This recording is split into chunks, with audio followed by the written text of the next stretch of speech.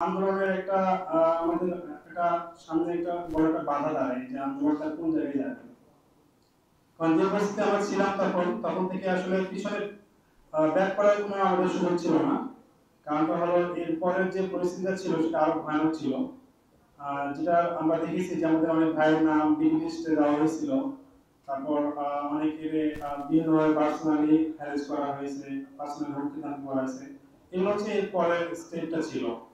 যার কারণে আমাদের কোনো ব্যাক করার কোনো সুযোগ ছিল না। তো সেই সময় আমরা ভাবি যে আমরা যেহেতু ঢাকায় আছি, আমার বাসায় যাবো না। আমার আন্দোলনটাকে যে কোনো হোক সামনে নিয়ে যাওয়ার জন্য যতটুকু সহযোগিতা করার প্রয়োজন আমার সহযোগিতা করার চেষ্টা করেছি।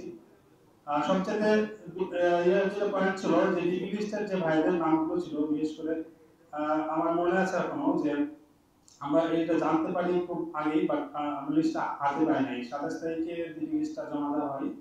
আর আমরা এটা জানতে পারি সে সময়টাতে, বাট হাতে পাইছি মোস্ট প্রবাবলি জুলাইয়ের পরে। এটা হাতে পেয়েছিলাম আমাদের সাংবাদিক সমিতির সাবেক সভাপতি ইলিয়াস ভাই। এর পরবর্তীতে আমরা যেটা করি, এটা ছোট্ট একটা ইয়ের মতো যাই, এটা স্মৃতিটা বলতেছি। সেটা হলো যে বাসা থেকে জুলাই লিস্টটা করা হয়েছিল, আমরা সেই বাসায় যাই এবং যারা জুলাই লিস্টের জন্য মানে যারা করেছিল তাদের আমরা চেষ্টা করি তদন্ত করার বা তাদেরকে খোঁজ করার। পরে এটা আমাদের ব্যর্থতা বলতে পারেন যে আমরা সে বাসায় গিয়ে হতাশ হই, কারণ সেখানে 7 দিনের মাত্র স্টোরেজ ছিল সিসি ফুটেজের, যার কারণে আমরা তাদেরকে শনাক্ত করতে ব্যর্থ হই আর কি। তো এটা আমাদের একটা ব্যর্থতা জুলাইয়ের, যে যারা আমাদের ভাইদের নাম ডিবি লিস্টে জমা দিয়েছিল, এখানে অনেকে উপস্থিত আছেন, ফরহাদ আসিফ ভাই, সাজ্জাদ ভাই, আফিফ সাজিদ, অনেকেই আছেন এখানে, আরো 48 ব্যাচের অনেকেই আছেন যাদের নাম ডিবি লিস্টে দেওয়া হয়েছিল।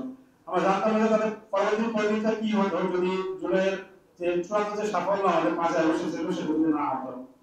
তো এটা আমাদের কাছে এখন আমাকে একটু খারাপ লাগে যে আমরা এখনো সেই ডিবি লিস্ট কারীদের এখন আমরা খুঁজে বের করতে পারি নাই কারা কারা একদম জড়িত ছিল প্রকাশ্যে।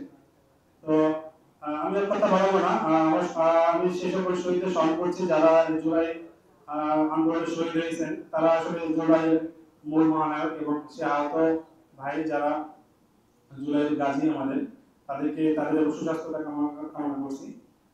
সকলে আমাদের জন্য দোয়া করবেন যেন আমরা পরবর্তীতে যে কোনো ফ্যাসিস্ট আন্দোলনের জন্য আমরা আবারও সামনে একত্রিত হয়ে আন্দোলন করতে পারি।